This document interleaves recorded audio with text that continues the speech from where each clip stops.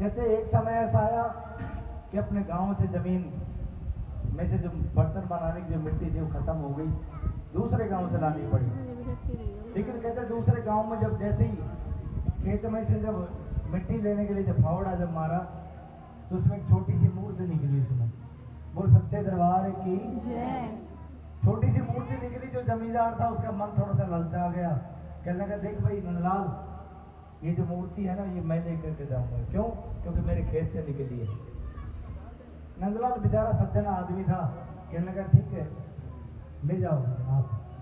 लेकिन कहते छोटी सी मूर्ति जब उठाने लगा जमींदार तो वो मूर्ति उठी नहीं। साथ में और कोई खड़े थे, साथ में कहने लगे भाई एक बार उठा के दिखाना, उनसे भी नहीं उठी। जमींदार एक बार कहने लगा कि नंदलाल तू एक दफा उठा के तो दिखा। जैसी नंदलाल ने उठाई, जिस तरह से एक फूल उठ जाता है वो मूर्ति उठ गई। कहते जमींदार समझ गया, कहने लगे जा नंदलाल, माँ भगवती तेरे घर जाना चाहती है, जा ले जा। कहते उसी दिन से नंदलाल को भक्ति का जो रस है वो चढ़ गया, रंग चढ़ गया। और कहते दिन रात वो माँ भगवती के गुणगान करने लगा। नंगे पांव माँ ज्वाला जी के दर्शन के लिए जाता था हर अष्टमी की रात को।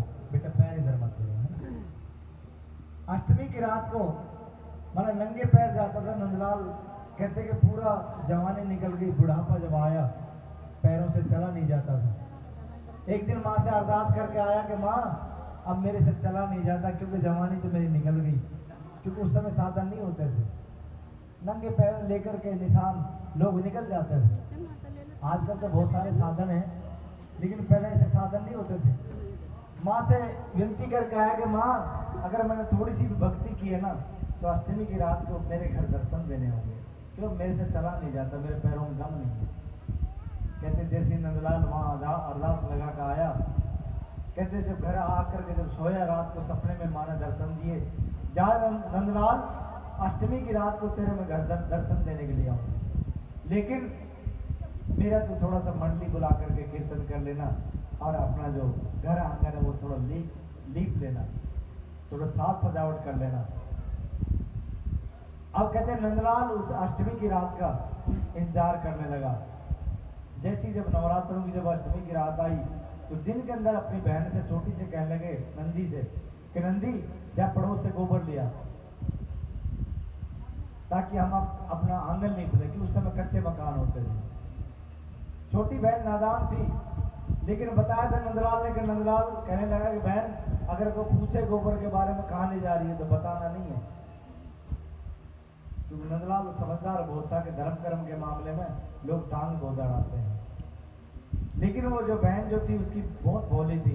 पड़ोस से जब गोबर लाने गई तो कहने लगी उससे कि भाई क्या बात है नंदी, क्या खास बात है, कोई मेहमान आने वाला कोई है? आज से पहले से कभी तुमने चौक चाक लीपा नहीं? तो कहने की देख बहन अगर तुम ना बताए ना जब तुम्हें बता दूं, क्योंकि सच बता रहा हूँ माता बहनों का दिल बहुत कोमल होता है ना। जब तक मतलब कोई बात पचाएगी नहीं पड़ोस में, जब तक ना बता देते। ये परमात्मा ने देखो बख्शी है चीज।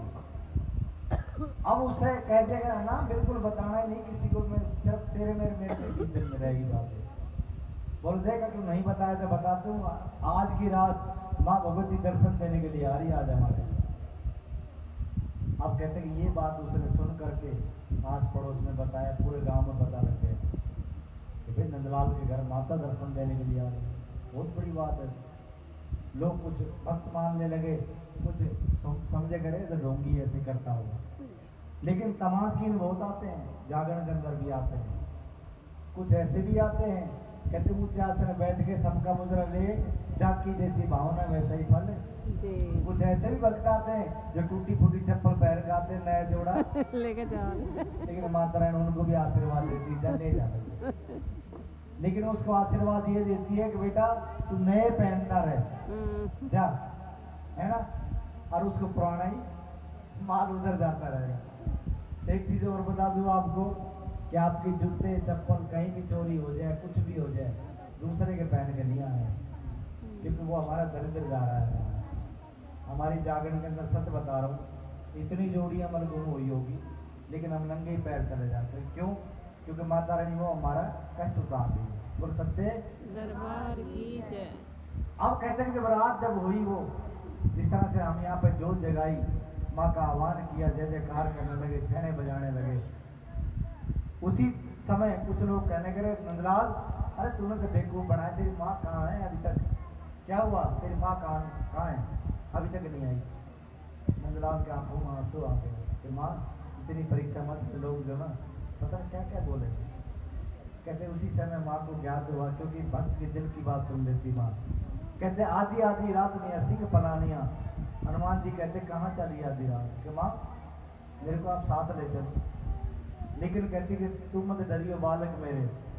कहते जब माँ ने जब चली है वहां से तो पवन वेग के अंदर चली है। जब पवन वेग जब आता है तो कहते सारे जो भी जो तमाशगीन जो थे ना इधर उधर भागने लगे, लेकिन नंदलाल का हाथ पकड़ दिया कि तू मत डरियो बालक मेरे, मैनू तेरा नाम आधार, कि तेरे लिए तुम आई हो, डरियो मत नंद। फिर कहती है हंस हंस पूछती माता मेरी क्या मेरी भेंट ले आया।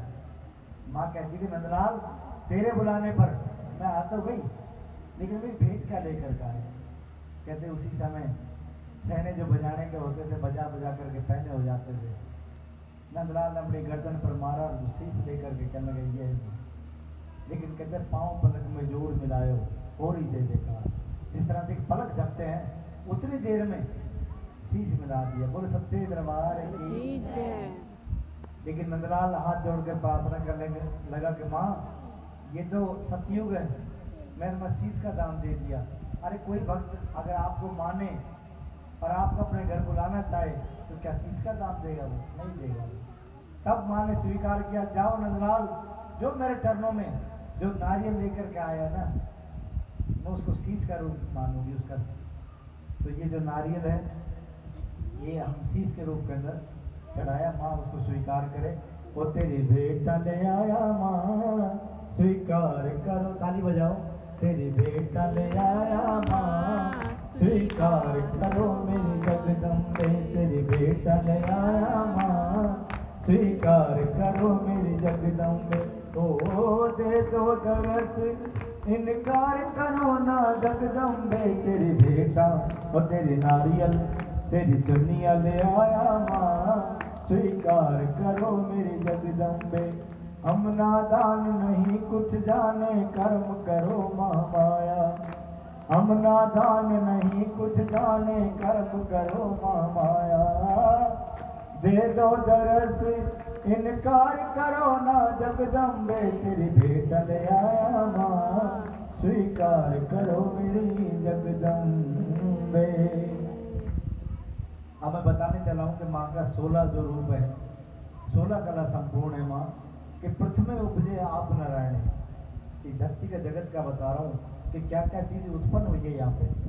प्रथमे उपजे आप नारायण, दूजे छावल मार, तीसरे उपजे तीनों देवता, चौथे सकल संसार, पांचवे उपजे पांचों तत्व, क्योंकि 5 तत्व से हमारा शरीर बना है, छठे नारायण देव, सातवें उपजे सातों दीप, इस संसार के अंदर 7 दीप है, अष्टवें अष्टभुज मात, 9वें उपजे 9 नवरात्रे, माँ के नवरात्रे आते हैं जो कि 2 नवरात्रे आते हैं, 10वें 10 अवतार, सिखों के अंदर 10 अवतार हुए, 11 उपजे 11 रुद्र माँ, भोले बाबा के 11 रुद्र अवतार हुए हैं, 12वें 12 मास, 13 उपजे 13 रतन, जब सागर मंथन जब हुआ उसमें 13 रतन उत्पन्न हुए थे, 14 भवन, माँ के 14 भवन सिद्ध भवन है, 15 उपजे 15 तिथियां, शुक्ल पक्ष और कृष्ण पक्ष की 2 तिथियां होती है 15 दिन की, 15 उपजे 15 तिथियां, 16 कला संपूर्ण।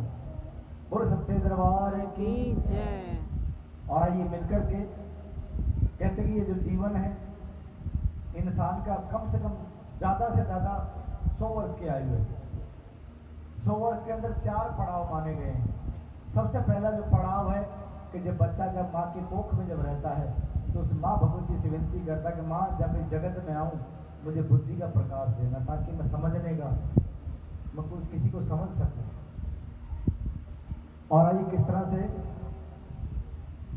ओ पहले भजन तेरा करम भजन माँ, ओ पहला भजन तेरा करा मैं भजन माँ दिजो दियो बुध पर कास है जरना तो वारी वारी जावा मैं वारी जावा जोता तो मैं वारी वारी जावा ओ दूजे भजन में करा भजन माँ दिजो दिजो अन धन दान है चरणा तो वारी वारी जावा ओ तीजे भजन तेरा करा मैं भजन माँ दिजो दिजो भक्ति का दान है चरणा तो वारी वारी जावा ओ चौथे भजन तेरा करा मैं भजन माँ दिजो दिजो मुक्ति का दान है चरणा तो वारी वारी जावा। क्योंकि आज की रात हम बैठ कर के ना ये जो जीवन का चार जो पड़ाव है, कहते हैं भक्ति कोई कर नहीं सकता, भगवान भक्ति उसको प्रदान करता है जब उसकी लो लगती है। नहीं तो सच बता रहा हूँ, जब मन ही नहीं लगेगा तो भक्ति कहाँ से हो जाएगी।